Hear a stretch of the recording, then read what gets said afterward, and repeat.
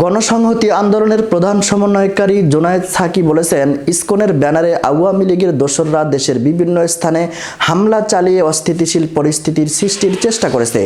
একই সঙ্গে স্বৈরাচার হাসিনা বিদেশিদের পায়ে ধরে ভারতে পালিয়ে গিয়ে বাংলাদেশকে নিয়ে এখন গভীর ষড়যন্ত্রে মেতেছেন।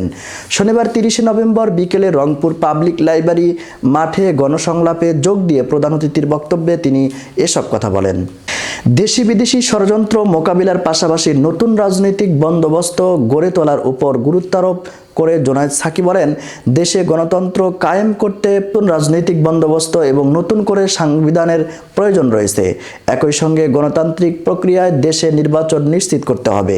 তিনি আরও বলেন, রংপুরের বীর সন্তান আবু সাঈদ বুকের তাজা রক্ত ঢেলে দিয়ে 16 বছরের ভয় ও ত্রাসের রাজত্ব ভেঙে দিয়েছে, মানুষকে উপহার দিয়েছে মুক্ত একটি দেশ।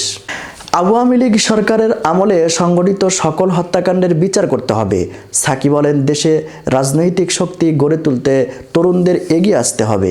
এছাড়াও ছাত্র জনতার গণ অভ্যুত্থান যাতে বেহাত না হয় এজন্য সকলকে ঐক্যবদ্ধ শক্তি গড়ে তোলার আহ্বান জানান গণসংহতি আন্দোলনের নেতা জুনায়েদ সাকি।